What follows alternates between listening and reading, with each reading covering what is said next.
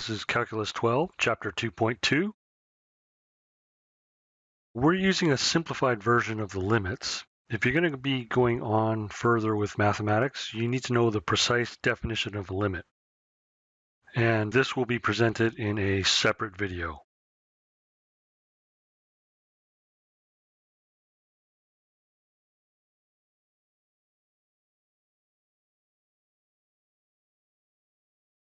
So our first topic is the Sandwich Theorem, and it's also called the Squeeze Theorem. So if we have f of x is less than or equal to g of x is less than or equal to h of x for all x that does not equal c in some interval about c, and we have the limit as x approaches c of f of x equals the limit as x approaches c h of x both equal to L, then we can say the limit as x approaches c of g of x equals L. Okay, so that's a mouthful. If f and h are equal to some value, and we have f is less than or equal to g is less than or equal to h, that must mean g, which is between the two, has to have the same value. So let's look at an example. We have g of x equals x to the power of 4 times cos 1 over x. Find the limit as g of x goes to 0. Okay, so here's the graph of this g of x. And what we want to do is find our f and our h. So here is our h.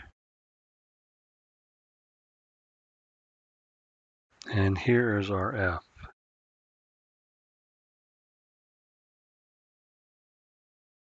Okay, this is actually not difficult. We just use this.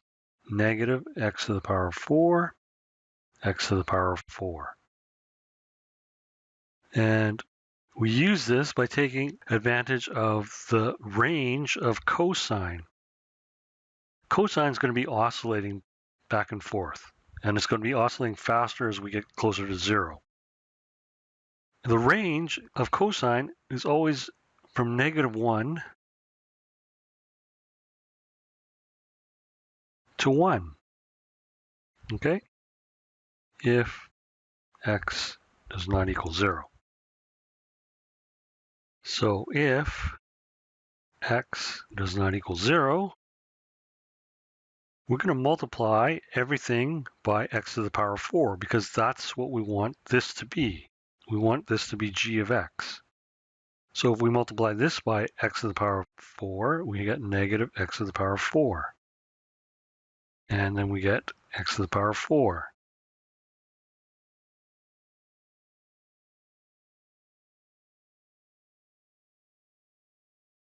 Okay, and to use the sandwich theorem, we need to specify what we have with f of x equal negative x to the power of 4 and h of x equals x to the power of 4. Okay, so we need to find the limits of these two. So limit x approaches 0, negative x to the power of 4 equals negative limit x goes to 0, x to the power of 4, and that's negative 0, and that equals 0. And we also have limit x goes to 0, x to the power of 4, and that's 0. Okay, now we show that 0 is less than or equal to x to the power of 4 cos 1 over x less than or equal to 0. And then we just state our theorem. Therefore, this means therefore,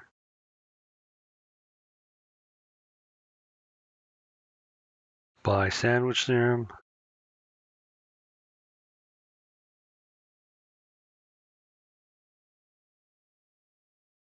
limit x goes to 0, x to the power of 4 cos 1 over x equals 0. And that's all we need for that. Okay, here's a theorem that you'll need for the next part. If r is greater than 0 is a rational number, and the set of rational numbers is done with a q, then limit as x goes to infinity of 1 over x to the power of r equals 0. Okay, we need to find horizontal asymptotes. The line y equals L is a horizontal asymptote of the curve f of x if either the limit as x goes to negative infinity of f of x equals L or limit x goes to positive infinity f of x equals L. Okay, so for example, we're going to find the horizontal asymptote of f of x equals 1 over x. Limit x goes to infinity, 1 over x equals 0, because we're using the theorem. And we can just abbreviate THM for theorem. So y equals 0 is a horizontal asymptote of f of x.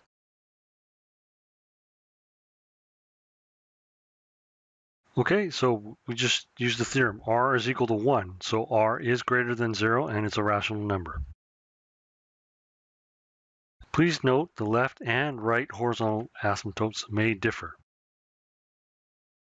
And the strategy for finding horizontal asymptotes is divide all terms by the highest power.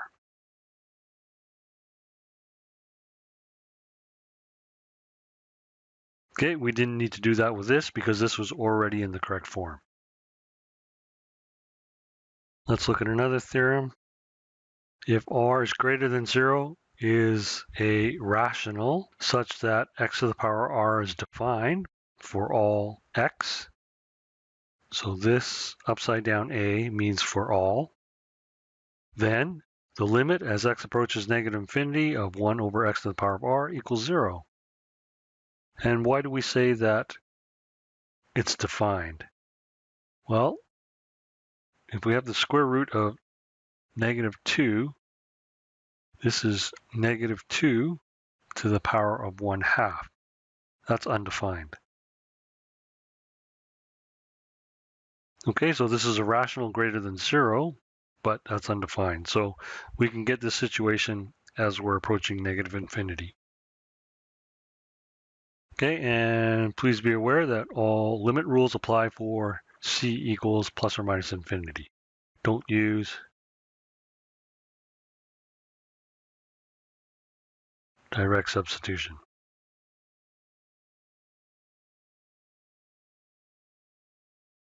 Okay, limit. X approaches infinity, 3x squared minus x minus 2 over 5x squared plus 4x plus 1. So the strategy was divide by the highest power. The highest power is x squared. So limit x approaches infinity, 3x squared minus x minus 2 divided by x squared over 5x squared plus 4x plus 1 divided by x squared. Limit as x approaches infinity. So we need to distribute the divide. So we have 3 minus 1 over x minus 2 over x squared, 5 plus 4 over x plus 1 over x squared. Now we need to break the limits into terms. So limit x goes to infinity, 3 minus limit x goes to infinity of 1 over x minus limit x goes to infinity, 2 over x squared, all over limit x goes to infinity, 5 plus limit x goes to infinity 4 over x plus limit x goes to infinity 1 over x squared. Okay, by theorem, these are going to go to 0, and this is going to go to 3 and 5.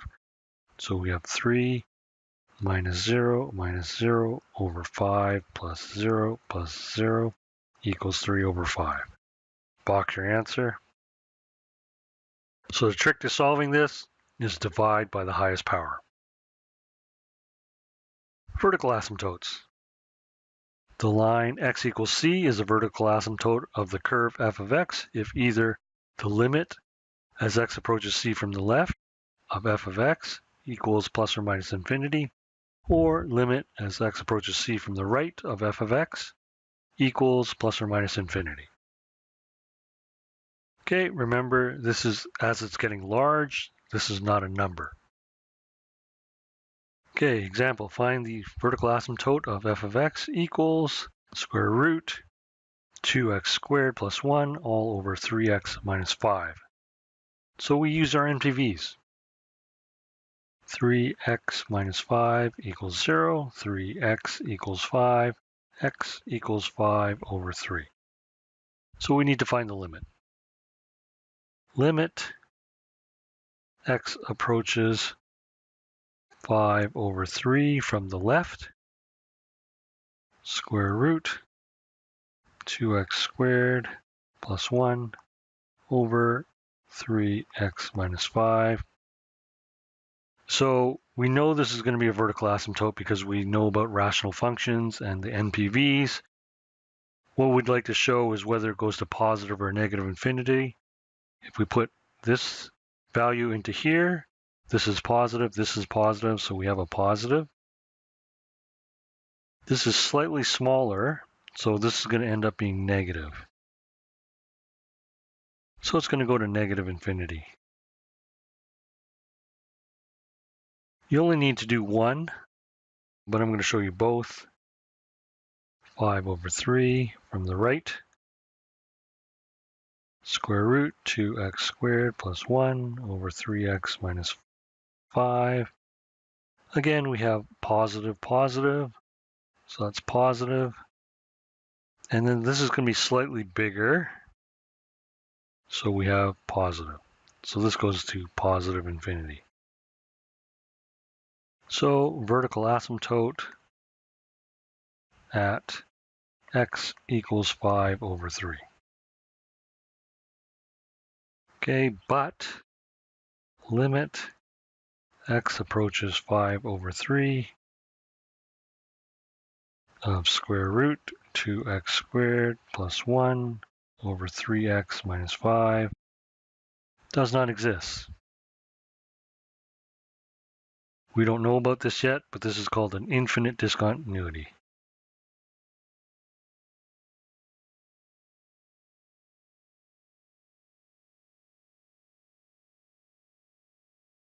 Okay, find n behavior models. We've done this in pre-calc, so we just have to do the same thing. Okay, but we show it with limits. So the left n behavior model is if we take the limit as x goes to negative infinity, f of x over g of x equals 1. Right n behavior model if limit as x goes to infinity, f of x over g of x equals 1. And again, left and right n behavior models may be different. So let's look at this polynomial rational function. It's straightforward. We take the highest power terms in the numerator and denominator. So g of x equals 8x to the power of 6 over negative 4x squared. Let's simplify this. This is negative 2x to the power of 4. And what we have to do is take the limit. Limit x goes to, we'll do infinity, f of x over g of x. You're going to do the same thing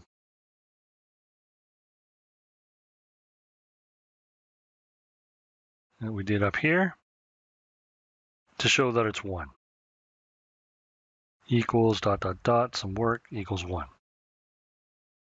So conclusion,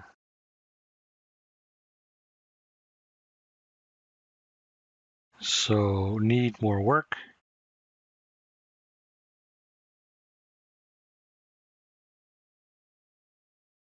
To be a solution.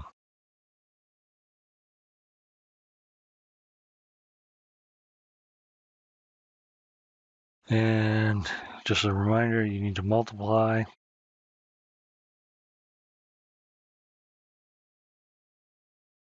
one over x to the power 6, 1 over x to the power 6. Next example. Okay, this is an exponential function. It's decreasing to an asymptote on the left, and it's increasing to infinity on the right. So let's do the left part first. So if this is going to 0, an asymptote of 0, this is going to dominate. So its end behavior is going to be like this. So we say g of x equals negative x. So how do I know this? Well, you have to know the properties of all your functions. Going left, minus x dominates. This is not negative x, because here I've just taken the whole thing out. This is a minus x. This is a binary operator. Okay, limit. X approaches negative infinity. F of x over g of x equals limit. X goes to negative infinity. E to the x minus x over minus x equals limit. X goes to negative infinity. E to the x over negative x plus limit. X goes to negative infinity, negative x over negative x. And this equals limit. We have to break it up into terms. Negative infinity, e to the x over limit. X goes to negative infinity, negative x plus limit. X goes to negative infinity. These two cancel out, we get 1. Now we can substitute. We get 0 over infinity plus 1. And that equals 1. So this is the end behavior model.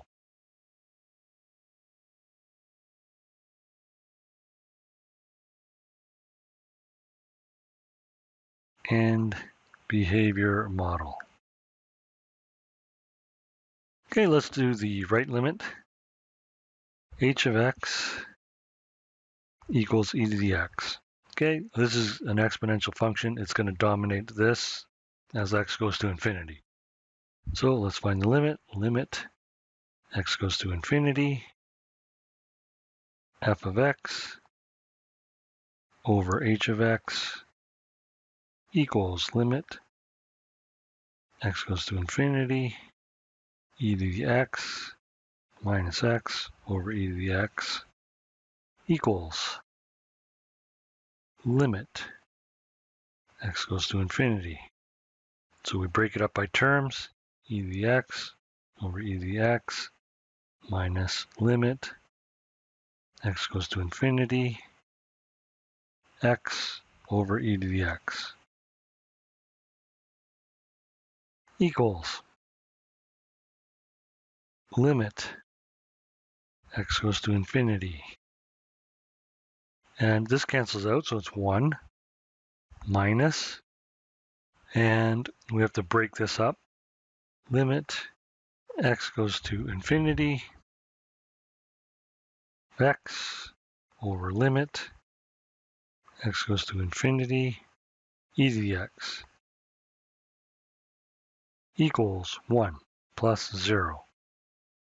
Okay, there's no way to do this other than understanding that this grows faster. Later on, you'll be able to solve this because e to the x grows faster.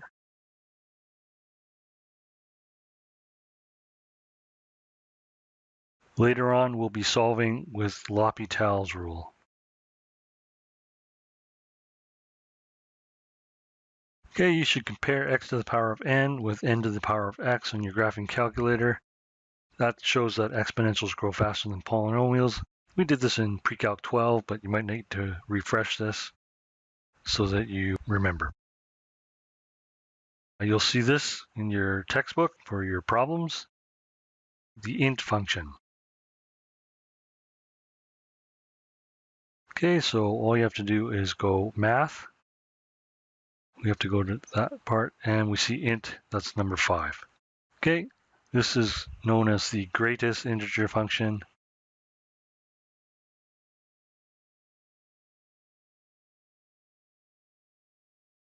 So if you have 3.3, that gives you 3. If you have 3.0, that gives you 3. If you have 3.7, that gives you 3. So it just gets rid of everything after the decimal. And that completes this lesson.